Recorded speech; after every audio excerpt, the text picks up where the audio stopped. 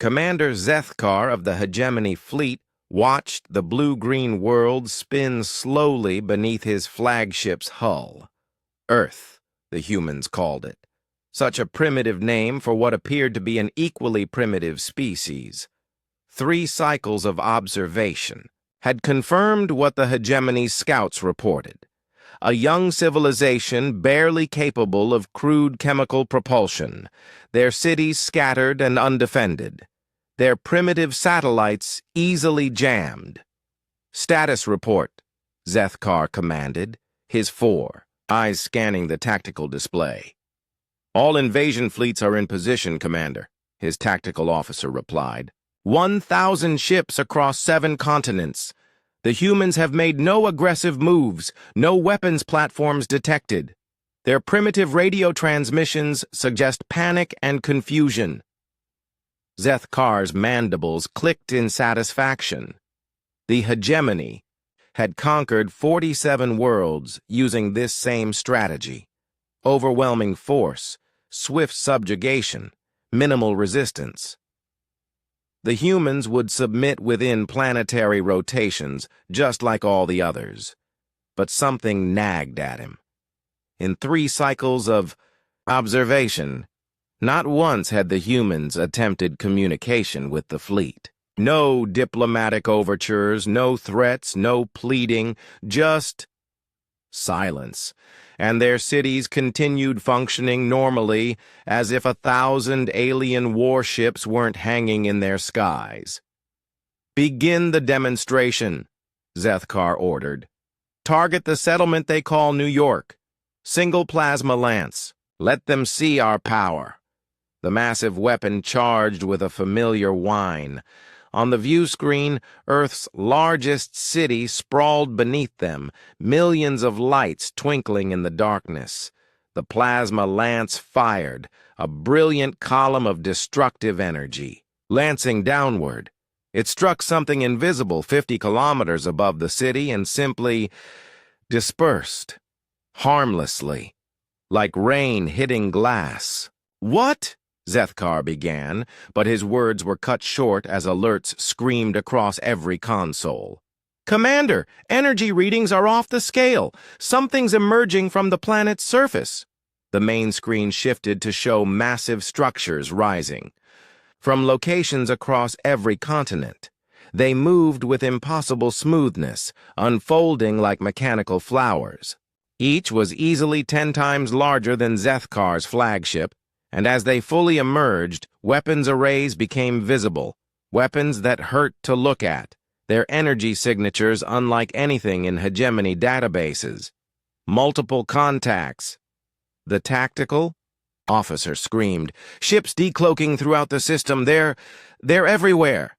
The empty space around Earth suddenly filled with vessels, sleek, predatory things that seemed to bend light around their hulls. Some were as large as Hegemony dreadnoughts, others small and swift, but all radiated a technological sophistication that made the invasion fleet look like stone knives. "Incoming transmission," the communications officer reported, her voice barely. "Steady, on screen," Zethkar commanded. A human appeared, elderly, with gray hair and calm eyes that held no fear, only a profound weariness. He wore simple clothes and sat in what appeared to be an ordinary office. Behind him, Zethkar could see through a window to where one of the massive defense platforms rose majestically into the sky. "I am Secretary General Chen of the United Earth Defense Council," the human said in accented but clear galactic standard. "You have exactly 1 standard minute to withdraw your forces beyond the asteroid belt, or we will consider your presence an act of war." Zethkar's blood chilled. The human spoke galactic standard, perfectly. More than that, he spoke it with the formal diplomatic protocols used only by species who had dealt with multiple alien civilizations. "Impossible," Zethkar breathed. "Our intelligence indicated—" "Your intelligence," Secretary General Chen interrupted, was exactly what we wanted you to see. Did you truly believe that a species capable of detecting your hidden observation posts couldn't hide their own capabilities? We've been watching you watch us, Commander Zethkar. We know your tactics, your fleet composition, your standard invasion protocols. We know about the 47 worlds you've conquered. The tactical display showed more ships appearing, hundreds, then thousands. They emerged from asteroid bases, from hidden facilities on the moon, from camouflaged stations throughout the solar system. Earth's silence hadn't been ignorance or fear. It had been preparation. 45 seconds, Commander. Chen continued. I should mention that 17 of your conquered worlds have successfully revolted in the past year. Funny thing about humans, we don't just defend ourselves. We liberate others. Zethkar's mind reeled. The hegemony had lost contact with several border worlds recently, but they'd assumed it was due to rebel uprisings.